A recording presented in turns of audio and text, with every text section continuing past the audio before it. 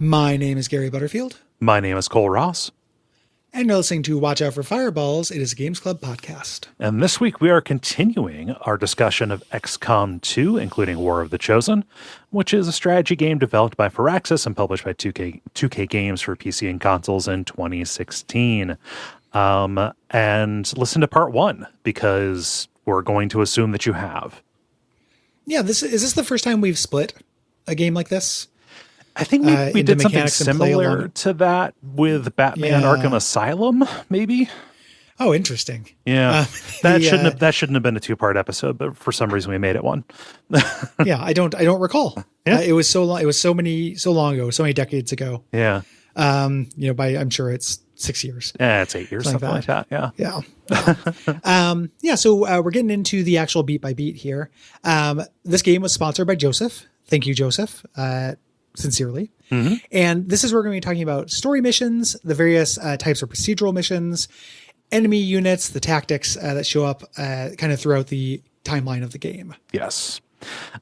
Because of the way things are shuffled up, you're going to run into stuff differently. Gary will have run into things at different times on this. If there is a chronological mismatch here, that's just because I made these notes based on my playthrough. Yes.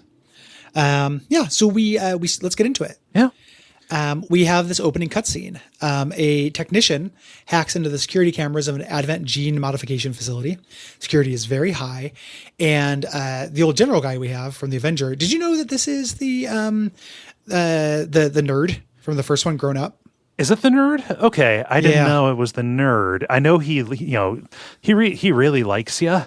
So it's somebody that you worked with. Yeah. But, oh gosh, I forget his name. The names of characters don't matter that much in this. I know them by the role they serve. Yeah. Yeah. He's just here to cheer you on every step of the way, basically. But now he's tough. He's Bradford. Yes. He's grizzled. Bradford. There we go. Yeah. It's been 20. This is punished Bradford. It's been 20 years of terrible times. Yeah. Yeah. He says that he's already deployed a stealth unit to infiltrate. Yes. Here. And we learn about our Outriders. Yeah. And we get to see what's happening inside of these labs. Some Advent soldiers are hassling and beating the scientists, though they, by all outward appearances, seem to be human. They are speaking in the alien language. And then Outrider appears behind one of them. Outrider is a Reaper. We're going to come to find. Yes. Appears behind and stabs one. And then we kind of look and see what they're there for. Is this big tank containing a human specimen in this full biostasis suit? Yep. And it's like, hey, these do exist. Mm-hmm. We get to cut to a news broadcast of the 20th anniversary of Unification Day. Yeah. Gene clinics are popping up everywhere, and the speaker gets up to make an address. This is it looks like a Halloween costume of a cyberpunk. A little bit to me. He's like a Halloween costume cyberpunk Jim Jones kind of guy. Yes. Coded as like an evangelical preacher almost, but he's just real wiry, wears black, has shades on, and speaks in a southernish accent. basically handing down edicts from the aliens, from the elders, as they call them. And you can see around his neck, like he has some spotting, kind of stuff, which you usually see on some of the aliens and the hybrids and stuff. This isn't a human. He was never human. No. He's agitating, he's talking about the resistance. Yeah. Meanwhile, Outrider places a charge on this Advent APC, and when it detonates, it also blows open the walls of the facility. And an insertion team drops in for our tutorial. Yes. Operation Gatecrasher. Gatecrasher. Just like in the previous game, most of the operations have procedurally generated names. And they're miracles. Every one of them is amazing. Yeah, each one is a snowflake. Yeah. Like you will do a thing and it will be about hitting like a supply convoy, and it'll be like Operation Juicy Knife was a success. Like it's really, really fun. Operation Dazzled Crone. Okay. Yeah, I love Dazzled Crone. Yeah. Oh, you mean the wealthy dowager that I had to seduce? Yeah. Note to self, Dazzle Crone.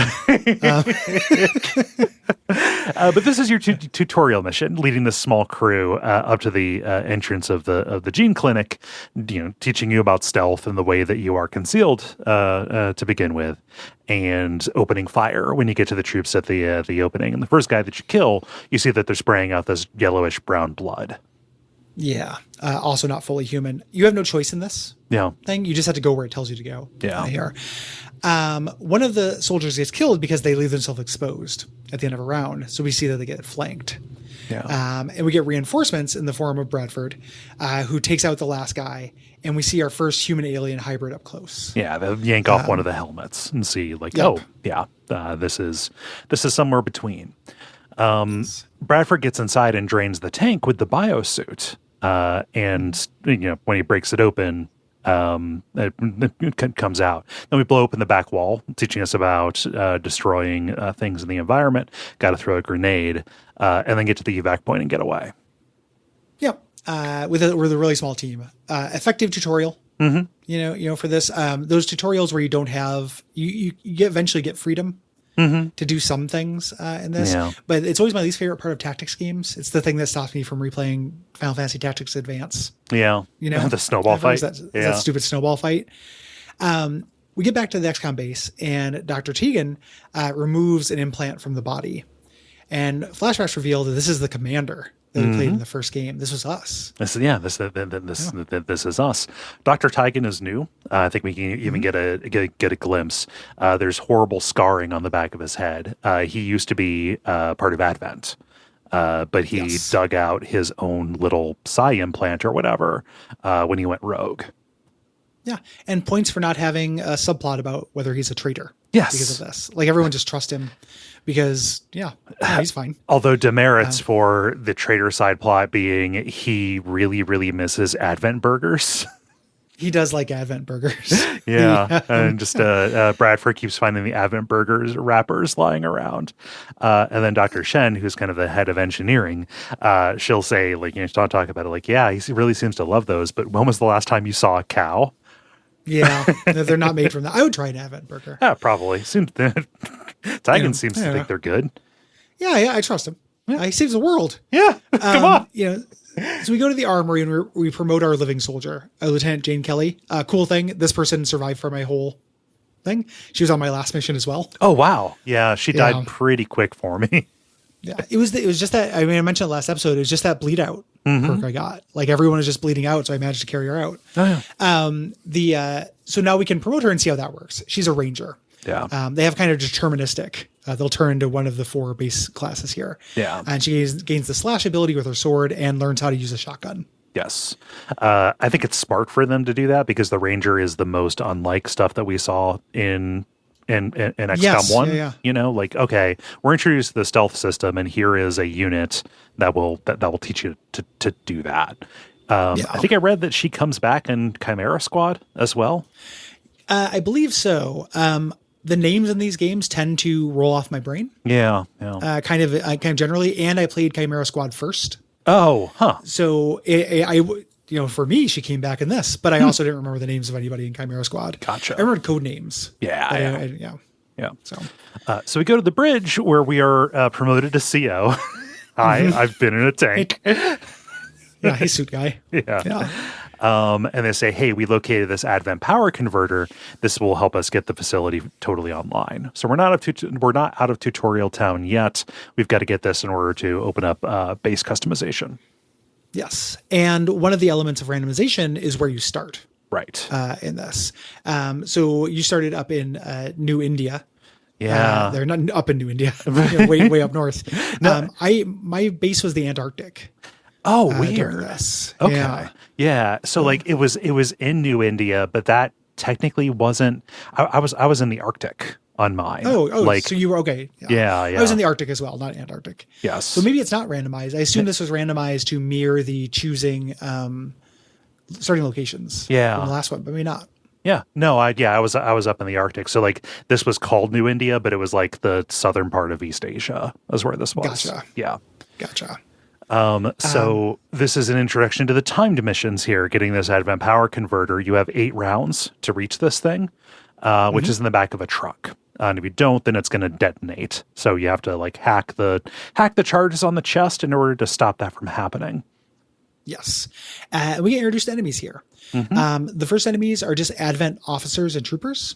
But partway through, we get introduced to the new and improved sectoids, the Russell sectoids. Advent troopers are your regular jobbers. These are going to go away pretty quick, actually. Yeah. As they start throwing more alien stuff at you. There's foot soldiers, right? They'll take pot shots at you, but what they really love to do is throw grenades to discourage you from bunching up. Yeah. And that was a big tutorial milestone in the first game, but they're introducing it a lot earlier here. Yes. In the first game, mutons had that ability, and it was reasonable to bunch up. Yeah. Up until you get to the first muton mission. Here, they're just saying, no. You learned that from the first game. Don't bunch up. Yeah. Okay. Like you learn that there, and also we want to teach you not to stick to cover as much. Yeah. And grenades can blow up cover. Yeah. Yeah. Advent officers have more health, but generally they're commanders. Commander. They mark targets for others to shoot, giving them a bonus. To hit them.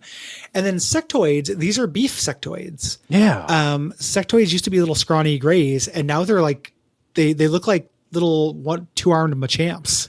Kind of like, I don't know. There's something in a strong sectoid. Yeah. They're lanky.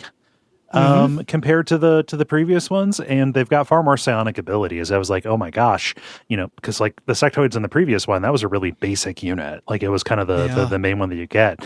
And here they're gonna try and mind control you. Like they're not just firing a little laser pistol. No, they're doing advanced psi stuff. Like they'll panic and disorient you. They're gonna reanimate dead people as psi zombies. Yes. Kind of doing a bit more advanced out the gate. And psi zombies just kind of rush to attack you, and you want to prioritize the person, the little beam that's going from the psi zombie to the sectoid. But they hang out back in cover, as opposed to just like running up. You eventually get there, you disarm it, and back at base, we can check in with engineering. Lily Shen said that her dad died, but the ship acts as our base. The ship that does act as our base is his legacy. Yeah. And we get our kind of introduction to crafting supplies, the things that are instant, that we have just kind of our base loadout, including a med kit. Yes. You can always turn supplies into a set small amount of items. Yeah. And these are the ones where you have to craft multiples of them if you want to have multiple people with med kits. This is not like the armor or the weapon upgrades that you're going to get. Yes. Yeah. Go to the lab. Dr. Tegan says the chip in your head was routing tons of combat data into your cerebral cortex. And this he helped develop a chip similar to this for Advent officers. We can learn more if we autopsy one of their corpses. So we picked this as introducing us to the research system here. And the implication, and is later confirmed, that they were using your genius tactical brain to take over, which kind of explains why their tactics get worse and our tactics get better at this point. This does tickle my fluffing the player proclivities. Like, you in particular have such a brain that you could just be like an external tactics processor. Yes. I do not like the way that you get fluffed in this. Do not do that to me. No. Yeah. So Shen he has the power converter up and running, and the ship is able to take off. Now we can actually be mobile, and it's time to start building the resistance. Yes. The one former counselor, the Agent 47, who has the great gravelly voice, and he didn't swear allegiance to Advent, he contacts us and says that people have been going missing all over the globe. We can build and incorporate these resistance cells if we find them. Right. Commander. Yeah. Yeah. So we need to make contact with them. And this is opening up regions. There's a little cost associated with it. But we want to, expand from like Northeast Asia down to, East Asia. Yes. And we get this resistance rumor, about activity in the Arctic that you need to go investigate. But this passes time. These resistance rumors, sometimes they're going to be missions, but oftentimes it is, go and scan for this amount of days, and you will get like a little story card, and then something on the other side, supplies, particular kinds of loot, things like that. Yeah, the board game part, half of this. Yeah. Doing this gives you enough time for the Advent officer autopsy to finish. And Dr. Tegan says the data passed around was your tactical mastery, Gary Butterfield. The implants are psionic receivers that connect their host to a massive network. Without this network, their tactics are decaying. I don't like the player fluff side. I do like the diegetic explanation why, 6 people can take on this entire army. Yep. Ultimately, and it's more than that. It's a coalition victory, and that's one of the big themes of this. But this idea that despite the fact that they are entrenched and have overwhelming technological and numbers advantage, we have the tactical advantage. Right. Yeah. We need to be sure how this works, like what the actual nature of the psi network connection is. So we need to get into the brain of one of these officers while they're alive. And this means constructing a little cyber gauntlet. We need to build a new facility, the Proving Ground, which is where you build special things, and you get the like the gotcha mechanic here. Yeah, mechanic. Yeah. Unlock something. Yeah. But we need to build this skulljack, which is a useful item. Like it will actually just like be an instant kill if you can land it on somebody, and also raises the hacking stat when you have it there. But like all this stuff, takes time. We need to build the Proving Ground. We need to, research this and then build one of them. So we can get out there and skulljack an officer. And now we're pretty much outside of tutorial zone, and we can start running into some of the randomly generated missions here. Yeah. So from this point, we'll have randomly generated missions in between story missions and War of the Chosen style missions that kind of pop up for us. One of the categories of these are guerrilla ops. These missions pop up monthly. And you choose one of the 3 based on the battle conditions and which dark event they counter. We mentioned that last episode. The enemy is going to be working on dark events. They can have one active at a time. They need time to complete them. Right. So you're basically picking which poison you want the least. Mm-hmm. And these generally pull from the same pool of 4 different types. You want to like recover an item. So like this gives you 6 turns to reach this self-detonating item to disarm it before it blows up. This was tutorialized earlier, going to get the power conduit. And then you get to the more interesting ones. Ones where you have to reach a workstation and hack it. These often took place in the sewers for me. The sewers are rough levels, man. They're a little tough. Yeah. Yeah. They're more interesting incident wise and kind of geography wise than most sewers are. Yeah. So they don't have the video game sewer level problem. But it is a tough map. Mm-hmm. I found because the area where the workstation is, all of those walls were destructible. Yeah. And the ceiling.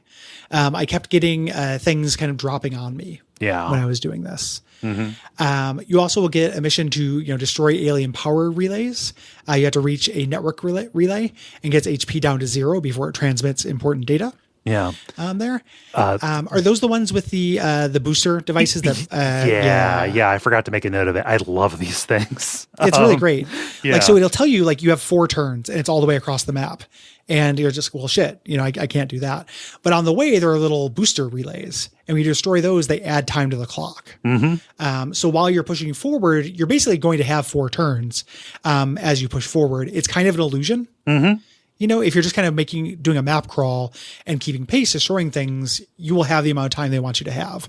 But it feels really tense. Yeah. And you have to make really interesting, choices between rushing the thing to get it over with, or maybe going out of your way to hit one of these little booster relays. Yeah. Yeah. Or you can get a little bit lucky, right? Like, I don't have an enemy in sight, but Yahtzee, I can take out one of these. Something that I think is very useful on this kind of mission. Basically anything that is not moving. So like these workstations, anything you have to destroy that is not a unit that can move around, you're just guaranteed to hit it. Huge. I could not tell you how blindly frustrated I would be if I lost because the last action on the last turn was I missed this huge thing that wasn't moving, that wasn't trying to dodge out of the way. Yeah. That would drive me nuts as well. Yeah. And there are defense missions. Protect the device. You have to reach the device and protect it from an alien attack. Yeah. I found these difficult as well when they popped up.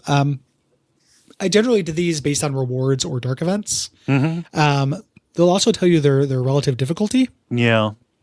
They have the relative difficulty is true, but you have to kind of get a sense for how serious it is. By which I mean, like in we're playing City of Heroes, it'll give you a little color code if an enemy is higher level than you. Yeah, if you consider when you con them. Yeah. Yes, that is a thing where in this it's trying to do that, but you can be pretty fast and loose with this. Yeah. There are games where if you're starting out and it's a very difficult mission, there's no way you can do it. You could take missions that are hard. Yeah. In this game, they are harder. Yeah. But it's certainly possible. What makes the bigger difference is the sit rep, honestly, and some of those can be sit rep positive. makes a big difference. Yeah. So, and mixed. We're going to talk about the Lost pretty soon, and it's one of my favorite mechanics. So, yeah. Well, let's do that because this is a mission that pops up if you have the War of the Chosen. They give you this early, which I think is important because like this guerrilla ops thing, like that was like added with War of the Chosen, right? Yeah. I cannot imagine the game without these. Honestly. Yeah, same. Yeah. So we get a transmission from a Reaper named Volk. This is Jonathan Frakes, and he wants help resolving a conflict with the Skirmishers, another resistance faction. We need to escort both envoys to this meeting point safely. Yeah. And we do this. This mission is bisected, where we're getting a chance to check out these hero units one at a time. Yes. So you start with the Reapers with Dragonova here, and Counselor Troy. Yep, this is Outrider, is what she is. From the opening there, we learn about her shadow ability there to move further beyond enemy detection. The fact that she stays in stealth even when you've been seen. It is kind of cool having her go. Just taking the high road, not being seen, and just being able to take pot shots without being revealed, right? Without necessarily being revealed. Yes. The more she shoots, the more likely she is. She fairly early on gets an ability to go back into cover through that. I can't remember to the detail we explained this last time. Cover is all or nothing for people who are not Reapers. If one member of your team is seen, they're all seen. Yes. In this. Yeah. We're crossing a city full of the lost. These are humans, victims of the first war when the aliens came from the last game, that are zombies. They're created by this radiation. They have a really interesting mechanic. They attack in numbers. If you kill them, you can keep hitting. It doesn't use an action. Yeah. As I mentioned, playing this and playing Chimera Squad and Marvel Midnight Suns, it's really interesting to see them try things. This kind of minion mechanic, as it'd be called in 4th edition, is really important in Midnight Suns. Yeah. Being able to, and mechanically, if you're going to, in a turn-based way, simulate the feeling of a zombie apocalypse, of being hoarded, I think this is about as good as you can do it. Yeah. It leads to so many really cool situations. You can, as long as you have ammo, you can take these guys out generally, as long as you can get the kill shots, but you have to reload at some point. And making noises, doing anything that does AoE, which you're naturally going to want to do, creates hordes. Yeah. It creates more of them. It is a really, really, really clever way to do a zombie apocalypse in turn-based mode. If they were, full units that required all of the tactical kind of know-how and just effort, like the Advent troops did, I think it would be just like a little bit too much. But the fact that they gave you this, it feels pretty cool to just, I don't know, ice like 6 of them and on one character's actions alone, and then hand them off to the next person. There's tons of strategy that goes into this that you don't use with other characters. So eventually a lot of your characters will get free shot, like free abilities. Yeah. You don't want to use a free ability on one of these things though. Nope. Because an ability that has a cost will get refunded. Further, they're not, at this point, we just have the Lost. They are hostile to everyone. Yes. That is a genius move just in video games. Yep. Having a 3-way fight is more interesting than having a 2-way fight. And video games don't tend to do that. You get teamed up upon a lot. But it reminds me of the brilliant part of BioShock. Yeah. The idea that these security systems can be turned against, your enemy, and you can use them. The number of times where you eventually get a grenade that just pulls the Lost into an area. And if the enemy is wasting their turn on the Lost, they're not wasting on you. Yeah. And if the Lost is wasting their turn on the enemy, they're not wasting on you. It's a really powerful turn denial engine. Yeah. Really, really good. I love this mechanic. Yeah.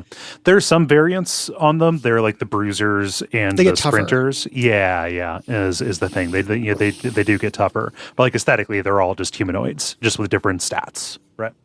Yeah. And they're weak to fire. If they get set on fire, they panic and they take double damage from it. Yeah. So we reach the first evac zone and then we switch over to the other squad. And we're introduced to Mox, aka Worf. Right. Yes. AKA the skirmisher. Yeah. Skirmisher guy. These are, Advent modified people who went rogue, and they still talk like barbarian warrior people, AKA Klingons. AKA Worf. Yes. And their thing is they can move and attack in any order. And they have a grappling gun. Allows them to zip to advantageous positions for free. That's very strong. I find this class a little awkward. Yeah. We talked about that before, in part because I think that to balance their grappling gun, they have a really low move stat. Yeah. But having a real low move stat does not synergize super well with their being able to move or shoot in any order, I think. This guy started out very powerful to me, and then eventually got a little bit backburnered. And just like in the first game, you can, eventually build spider suits. You get the grapple ability on everybody, so they become just like a little bit less special. Yeah, the skirmishers don't have as much of a long tail as the Templars or the Reapers, right? Yeah, their weapons also, when you upgrade them, it's more expensive. You're getting less bang for your buck. They have a specific type of weapon. When you upgrade that, yes, it upgrades it for your skirmisher, or if you have multiples. I ended the game with 2 Reapers. Getting extra versions of these hero units was not common in my game. Yeah. So it was a better value proposition to increase all of my sniper rifles for my, several sharpshooters than to increase my bullpup. Yes. And make that better. They also can't equip the unique weapons that you can build or get from the Chosen. Kind of a bummer. Yeah. With this guy. I think it hits this guy the worst. Yeah. So let's see here. The second part of it, we're not fighting the Lost. We're over in a part of the city that has the Advent, specifically the Advent that they sent out to deal with the Lost. This is a new unit type, the Advent Purifiers, flamethrower guys. Is what they are. Being on fire, I can't remember if this was present in the first game. It's a bummer, not just because of the damage over time, but you can't do anything that requires concentration while it's there. Yes. So reloading is impossible, and being in Overwatch is impossible. What you have to do is get behind cover and choose hunker down in order to not be on fire anymore. Yeah, healing will do it as well. Yeah. It'll eventually run out. The idea of going into Overwatch while you're on fire is very funny. Hey man, my threads. I'm going to have a regular cigarette to wind down after that marijuana party.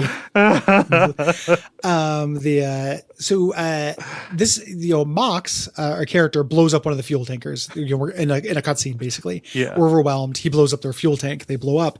But this brings down a huge swarm of Lost, including Dashers. Dashers are quicker and more durable. They can move further. Yeah. I fucking love Lost. The other thing is since it's a horde and it's a turn-based game, this could be tedious as hell. They all move at once. Yes. Really, really good. So this is a defense mission. After these Lost come in, we have to survive for 4 rounds while a new rendezvous point is found. Yes. And we get there, and then we see, like, oh yes, this is a diplomatic thing. Like, we are trying to get them to meet in the most dangerous place on Earth. There's no other place to do this. And they get there and they start bickering. Dragunov Outrider does not believe that the skirmishers are any better than the Advent that they used to be sworn to. Right? Yeah. Just having a little factional dispute. In the middle of this, they stave off an attack. Because now we are introduced to the assassins, right? Yes. Yeah. The assassin. Yeah. One of the class of the chosen. This so far is the same order I had it in. I've done all this stuff in the same order. I would have assumed that the first chosen you fought was randomized. Yeah. But not the case. Yeah.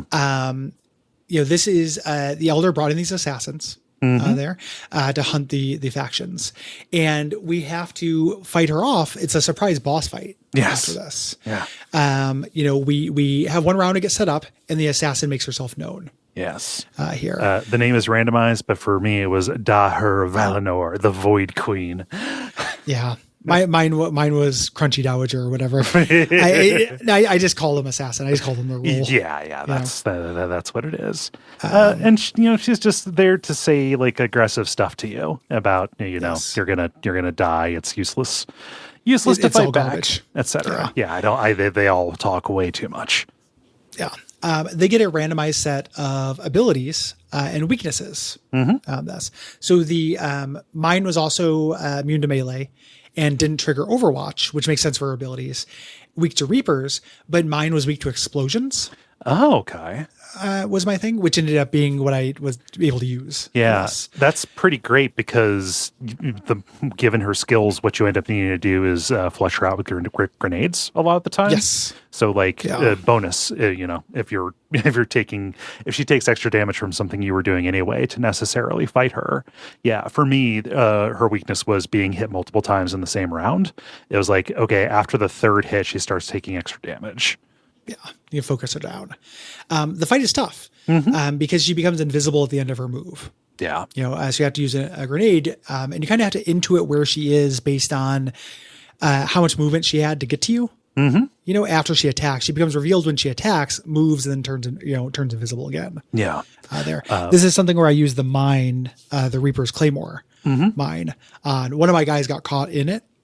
Which was fun and dramatic because I knew the radius of it, but I didn't have time to move him. No. I needed to hit her before she moved. Yeah. So it was cool. But she's tough. She primarily wants to get up close, is what she does. She has a melee attack with a sword that does a ton of damage, ignores, you don't really have armor at this point. Later on, it will ignore armor. And the attacks will disorient your troops. And if she hits, she gets an extra move. Yes. Yeah, not an extra action, but extra move. Yes. Gets them to move into another area. She can go stealth anytime during her turn. She can throw out flash grenades that blind you. And then she can summon other Advent troops. This is going to be a common theme with all the Chosen. They can summon backup. Yeah. And all of the Chosen are going to get this, these next two things here, because they are hunting you. Like they're going to find you, your units out and about, but what they're trying to get at is you, the player. And so they can decide to just like pick somebody up and extract knowledge from them, do like a psionic, mind taking kind of deal, which fills up the meter for them getting close and finding you. Or they can kidnap troops. Which if they're dazed. Yes. So she can't just grab somebody and you'll Fulton them. But if they are already down, disoriented, or knocked out. Yeah. And that's bad. You have to stage like a covert op mission to rescue them. Like you've got to do a couple of them. I think you have to locate them and then get them. Yeah. Other strengths that they can have, and the other chosen we have end up with these, or at least mine, either automatically counterattacking, the ability to teleport after taking damage, or always entering Overwatch at the end of their turn. Yeah. Possible weaknesses, you get the she can be susceptible to attacks from above. For me, it was getting overwhelmed by more than 3 attacks and being weak to grenades.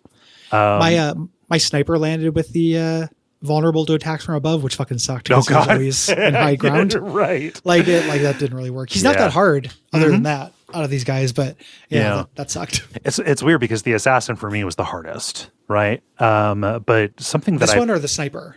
No, the assassin. The assassin for me was the hardest. Okay, yeah, gotcha. But sorry, I was unclear on that. What is weird, is how, once you learn these guys, they're not that big of a deal. They're just more of an annoyance. Yeah. Right. Like the first couple of times, it was almost a mission ender, but okay, I learned how, we got to focus on these people now to get them to run away so we can get back to what we wanted to do anyway. It was only a problem if there was a time limit, right? Yeah. Hank's not a problem unless the Salamancas attack right at the same time. Yeah. Basically. Before she flees, she sends out a signal that brings down all the lost in the city on us.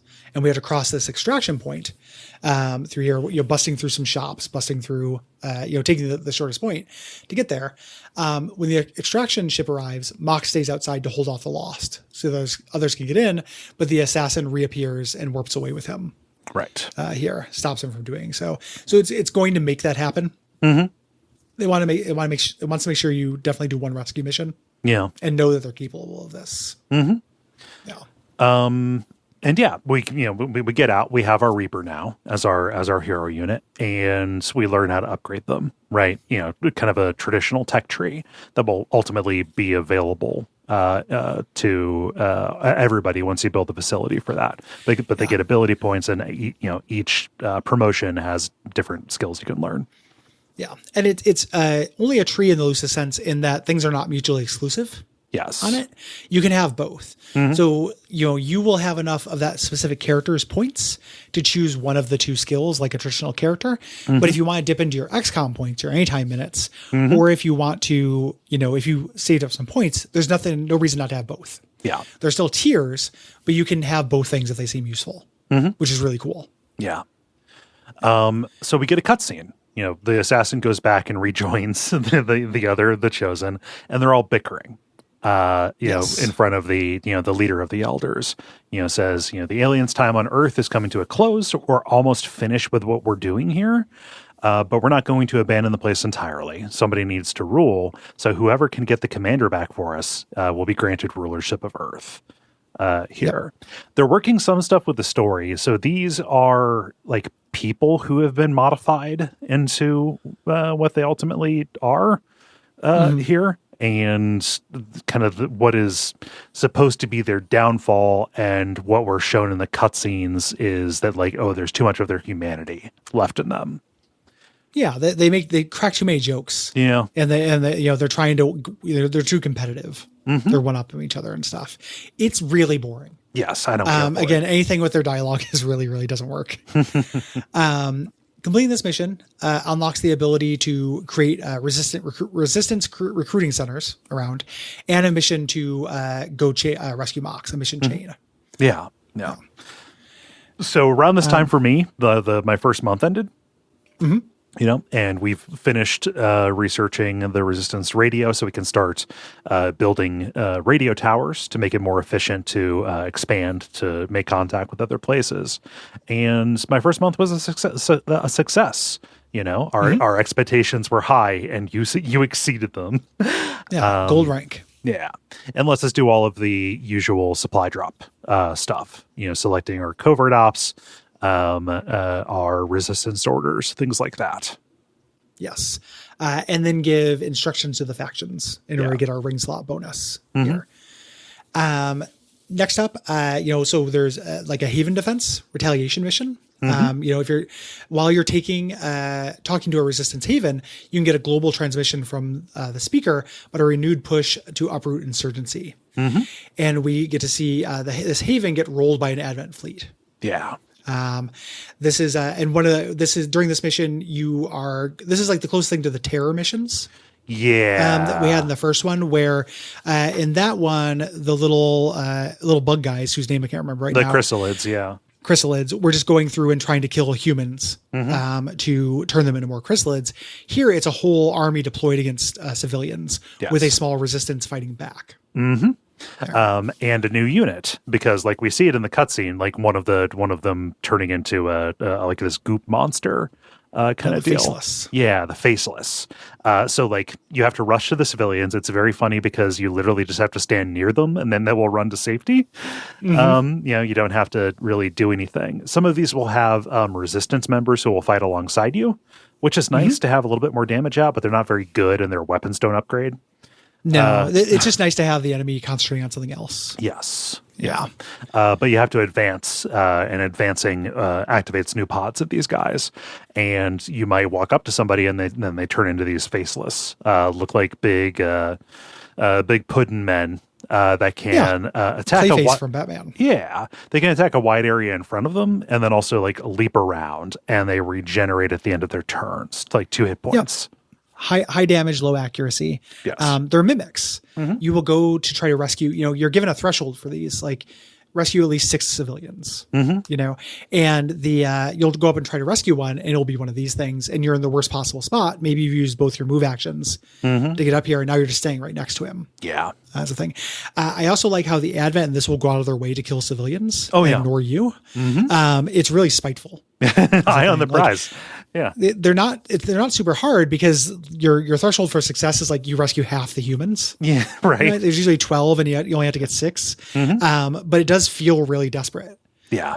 These missions are great. They're really fun. Yeah. This is where I start running into the stun lancers. I fucking hate these guys. Yeah, it sucks. Yeah. Also because it is difficult to tell it is difficult to tell them apart from the other Advent troops. Like their silhouette isn't that much different. And I find them to be much more dangerous. These are guys who carry these stun sword things, which you can research and give to your rangers. But they can run really far. Like they have a high move stat. So they'll close the distance and do this melee attack that does a lot of damage, I found, but also can leave troops dazed or unconscious. And if they're unconscious, they're taken off the board. Yeah. This is a big change in XCOM 2 where you can now attack at the end of a double run if you're using melee. So that's why they're so dangerous. You think you're out of their range and you're not. Yeah. For this. So they're a focus. These are going to keep happening. So they're all fairly much, pretty much the same, but I probably end up doing like 6 of them. Yeah. Total. So the counselor radios us and says, listen, we've tracked a large number of Advent forces gathering at black sites around the globe. They seem to be working on something called the Avatar Project. And if they finish it, we're done. Right. This is our doomsday clock. Yeah. Big game over counter. So around here is where I make contact with the Templars. These are the fanatical psionics led by an arrogant man named Geist. Q. Yeah. John Delancey. Yeah. Yes. Named an arrogant air traffic controller named Geist. He got knocked down a peg. Yeah. So. We were talking about life on Mars. We didn't expect it to come and shoot us. So around this time, start getting council missions too. All of these revolve around VIPs. The counselor will reach to you and say, yeah, there's somebody that we got to deal with. And I love these because they take place in the core of Advent cities. So like not the ruined cities that we've been running into where you encounter the lost, or like the small little countryside towns where some of these have happened, but like people living their lives in the core of the empire. We're going there and disrupting them. Yeah, they're humans running away, and to them, you are the terrorist. Yes. In this. The other thing I really like about these is that they are, you choose your difficulty level. If you, sometimes you have to rescue a VIP, so we need that person. You get them to an evac zone. A lot of times these will end up being scientists and stuff for your team, which is great. Then you get a thing where it's extract or neutralize a VIP. where there will be an enemy VIP. If you want to knock them out and take them with you, that's a lot harder. Yeah. But instead, you can also just kill them. Yeah. And the difference in these kind of things is you'll get the money regardless, but dead men tell no tales. If you want the intel, you have to extract them. Right. And that's hard. That's difficult because not only do you have to take out everyone around them, you have to neutralize or sacrifice a unit to have them carrying them. And that can be tough because these are strictly timed. And it's different than the other timed ones where it's just like, oh, you'll fail. The Sky Ranger or whatever your little dropship is only has a small window to be over the city. And if anybody is outside of the evac zone, when the timer goes out, they're POWs. They're gone. Yeah. I love that temptation of taking out the VIP here. Yeah. Because they're across the map and, you can snipe them. Often they're by cars as well with a bunch of their guards. Yep. And you get that ability from Reapers that allow them to blow up engines. Yeah. And it's like, I could just press one button and take care of this. Yeah, but I need that. How much do I want the intel? Yeah. Sometimes there's a variant of this where you have to go after an advent general, which is like a stronger, more durable officer who prioritizes running to get to its evac zone. Yeah, once he finds out about you. So these are still, you don't want him to find out about you until you're in really good position. Yeah. And these are really cool. You can utilize those stealth things to kind of circle around and cut off exits. If you stick to the edge of the map and make your way forward that way, I found these to be a lot easier. Yeah. Stealthing in these core cities is interesting too, because if a civilian sees you, that counts as being revealed. Like they'll raise a stink. Yes. Hey, the terrorists are here. This is also where you're most apt to find the little watchtower things, like the security posts. They look for all the world like they're cameras. Yeah. They look like you cannot go in their radius without being seen, but really they are communications things that you can then hack, and somehow that allows you to be immune to the next two hits. Yep. You get that gotcha of three different options if you can hack them. Yeah. Yeah. Another type of mission that's going to pop up are supply raids. Yes. Here. Yeah. Untimed. You have to reach items that are out in the field. It seems to happen a lot in lots of different maps. A lot of times, Dead Cities for me as well. Just procedurally generated. Yeah, a lot of rail yards. Yeah. Yes. Yeah. You're going after stuff here. So there's supply raids where you've got to eliminate all of the enemy units on a map without destroying crates. There's nothing you have to do with the crates aside from make sure that they don't get busted up by the time the mission ends. Yeah. I also never got a landed UFO. I think it might have been something that was patched out, maybe with one of the expansions or whatever. I was looking on the wiki just to refresh myself on these. I wanted to ask if you did. Apparently, there would be a UFO that was crashed, and you would have to get to it, and it's basically just like the hacking missions. But you've got to make sure that not too much of the UFO is destroyed on your way there. Yeah. I think that it either got patched out or there might be something at work with, similar to in Baldur's Gate 3, how camp events will override each other. Okay. Because of the combination of DLCs we had, these might have gotten overwritten by a different type of missions. mission. Yeah. Yeah. One of those added with the DLC. Yes. And then recover advent crate missions where the city has been sprinkled with crates. And if you get up to them and you mark them, it's kind of like Go or something, you mark them. If they stay marked for a little while, they'll be yours. They'll get folded out. The enemy, and they will eventually just get taken by the enemy. The enemy will take them. So you have to be very aggressive, running up, hitting these crates to get a minimum number. Yeah. Of these.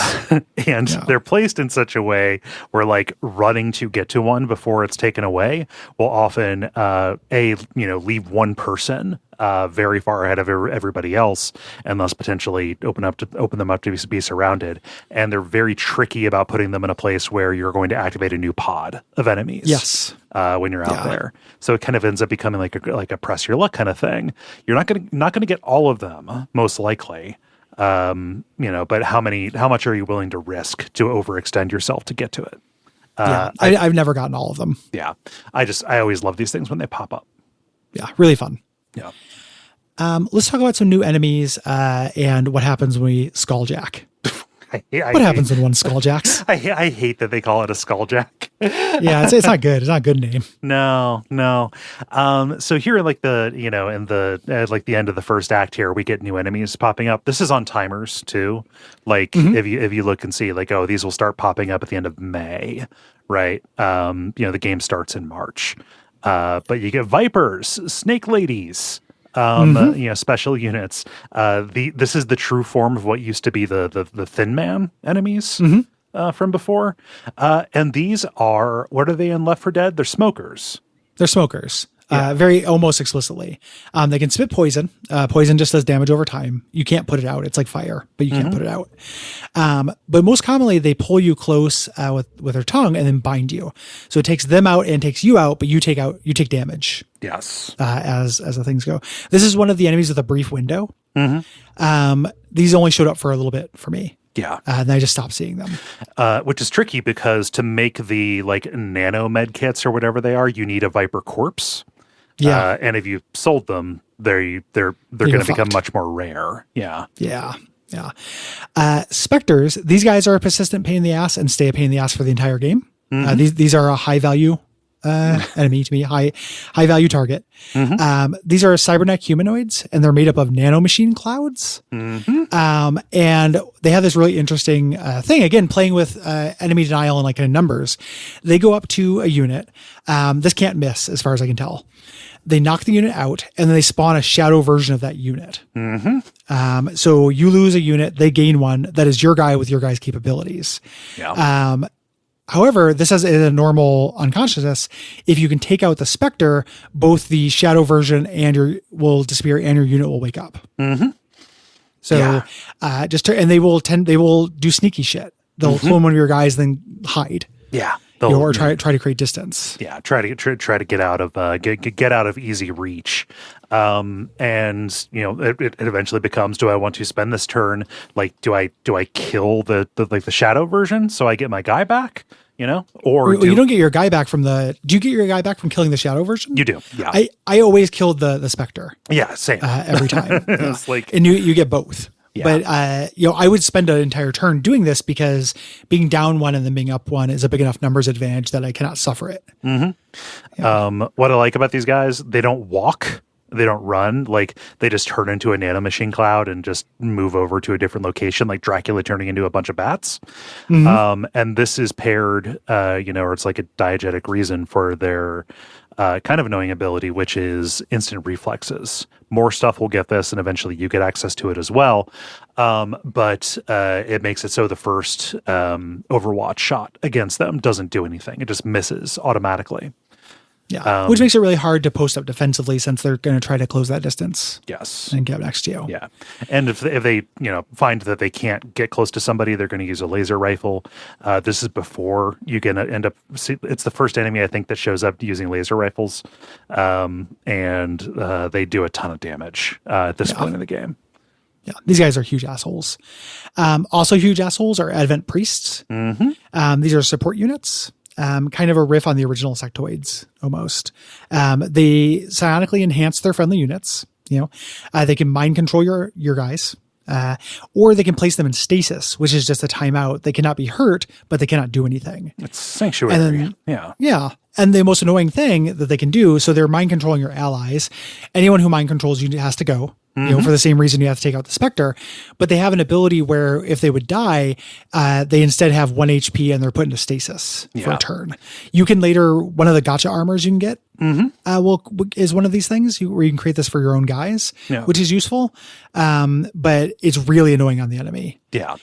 Very obnoxious. The nice part is getting them into this state does break mind control. Yes. The bad thing is they will, revive the next turn with 1 HP. They still have to be dealt with. So that's an action that you need to spend on them. And an enemy with 1 HP can still be dangerous. Very much so. So you don't want them going around and, getting that one last action off, even if all you have to do is cherry tap them to take them off the board. Yeah. Yeah.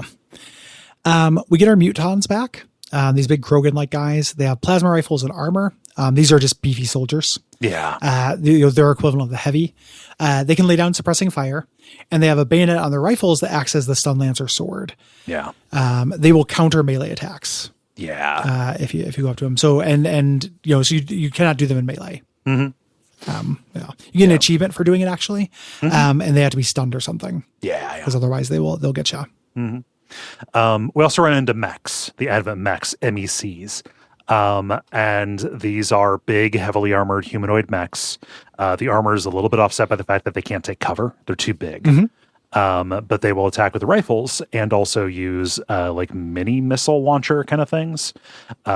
So think like a grenade, but with it doesn't have to travel in an arc, can go a further distance. Yes, and they are an opportunity. You hack these. Once you craft the Skulljack, and you have to use this on an Advent officer to establish uplink. When there's an Advent officer on a mission, it'll tell you, hey, this is a good opportunity to do that. Yeah. But there isn't a specific mission to hunt one down. You just do it in the course of your game. Doing this summons an enemy called the Codex. Yeah. Which is really, really powerful. This is like an upgraded version of the Spectre. Yeah, and boy, did I have a rough time with this because, again, I hadn't learned it. By the end of the game, you're going to be fighting 3-4 of these at a time, and it is not that much of an issue. Well, fuck, by the end of this mission, by the end of the first encounter, you're going to be fighting 3 or 4 of them because they can clone themselves. Yes. As a reaction ability. Yeah. So they teleport around. They cannot be Overwatch shot. And when they get hit as a reaction, they can clone themselves and create another copy, and they each have half the health. There. They also have this ability called Psionic Rift, which is a huge AoE. It empties out the ammo of every ally who gets hit with it, and then a turn later it does a bunch of damage. This is huge. Yeah. You have to reload. And you have to get out of there. It basically blanks a bunch of turns. Yes. I never left anybody in this. Eventually you end up in at a point where a lot of the kinds of units that you have where you don't necessarily have to reload in order to, do damage in that turn, so like doesn't matter too much with a ranger, especially once you get the ability to dodge, the attacks after you do a melee. If you have people with grenades, getting them to safety is higher priority. But like this is a good time to throw grenades after that, and then work a reload once you have them in a safer place. Like there are ways around it, but it is very demoralizing when like a bunch of these get thrown down at once. And the fact that each of these clones, it's not like they are diminished in any way. They still have like the laser attack that will do a ton of damage. Like they're full codexes, and they're just sorcerers apprenticing their way across the map. Yeah. It's also a thing that once you get the later weapon upgrades, the one that gives you free reloads is very powerful. Yes. Largely because of these things. Yeah. Once you have Skulljack, taken out this thing, we had to build a shadow chamber. Right. This is our parallel research that researches deep alien shit. I wish you could research deep alien shit and regular alien shit at the same time. Yeah. You can split your engineers, but you can't split your scientists. They all have to be working on something. Yeah. And all of these shadow chamber projects take like 7-10 days, something like that. Yes. Yeah. But we need like a facility that's able to decode what's on the brain. So like the codex looks like it's entirely made out of cyber holograms, but there's like a floating metal brain that is left over when you're done with them. So Taigen and Shen, like after you do this, they start accessing the codex brain and recovering its data, trying to figure out, hey, where's this coming from? What's it trying to do? But it starts fighting back and explodes the chamber. Doing this, though, reveals some coordinates along with a great deal of encrypted data. Yes. When this is finished, Tegan reveals this photo of an aged and dying alien elder. Yeah. We'll find out they've been hopping from world to world, gathering up genetic material and leaving when they've exhausted it. Something, however, made them stop when they got to Earth. Yes. So we need to know why, and we can get that information if we skulljack a codex. So more skulljacking.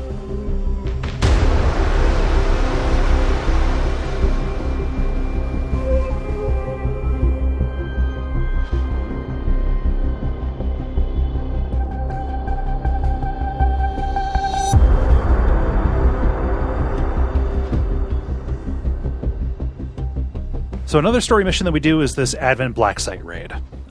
This is it opened up when we learned about the the Avatar project. Avatar, Advent, way too similar to each other. Yeah, names. Names and nouns. Yeah, but we learned about this black site, and this is going to introduce a whole new type of mission for us. I found this to be pretty hard, actually. Yeah, this is tough. There's that sense in a self-directed game like this where it is about balancing and spinning plates, where when you get to a story mission, it's difficult. You never actually know if you have done enough powering up. Yeah. And then you also don't know if you've waited too long, since that also ups the monster meter. Yeah. On things. I find that really like a satisfying place to play in. Yeah. I can also understand that driving people crazy as a thing. I also found this hard. Yeah. I just, I played so conservatively in this because I didn't want to, just completely botch an entire run, right? Like I finished the game, like I think it was January or February of the next year on this. Yeah. This was a thing where we didn't really talk about this in the first episode, but if you want to, you can save scum this game. Mm-hmm. You can save whenever you want. It is fun to roll with the punches of things. You don't want to redo a mission because you lost somebody. Yeah. That's a pain. I was keeping saves largely because I couldn't afford to lose. Right. I couldn't afford to have an XCOM 1 ask, you didn't do enough satellites. Give me another 30 hours. Like I couldn't do that because of work stuff. Right. As a thing. So I would end up having, if I did fail this, I wasn't going to start over. No. I wasn't going to just roll with that because I couldn't, because of work, even though if that's the intended kind of play style for this. Yeah. This is a facility that's out in the wilderness, kind of out in the middle of nowhere. And it's full of these casket-like tanks that contain bodies suspended in green goo. Yes. There. Did the Chosen show up on this for you? Because they were here for me, and it was the first order of business. Yeah, I think this might be a scripted Chosen thing. Even though this mission is in the game, even if you don't have War of the Chosen, I think they add it to this as a multiplier. Yeah.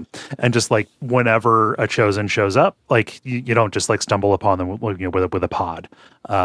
You'll see them warp in at the other end of the map, and it's like, all right, well, I'm not going to advance. I'm going to let them come to me, and we're going to figure this out. So it's like, I'll just hunker down in this first building and can't really overwatch her, but it's really not worth fighting her alongside a bunch of other stuff. Yeah, you don't want to fight Hank and the Salamancas. Right. Yeah. And luckily these missions don't tend to have timers. Yeah.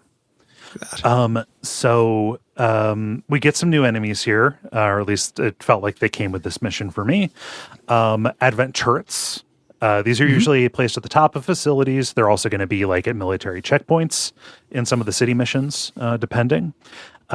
These have high armor. I think it's some of your first like introduction to high armor stuff, not just doing damage negation of, 1 or so. I think they come with 3 and it goes up from there. But they can be hacked. It feels like these are easier to hack than the mechs. And being able to take control of them is good because you can set them into Overwatch as well. One little bit of dirty pool is that if you hack them, it breaks your cover. I understand it with the mechs, because the mech does a full reset, and you can see it. But if you now control a turret, that should not necessarily tip off the enemy. Yeah. Immediately. This also introduces the shield bearers, Advent shield bearers. I didn't have too big of a problem with these guys. I'm only mentioning that because you have in the notes, they're the bane of your existence. Yeah. These guys didn't bug me that much.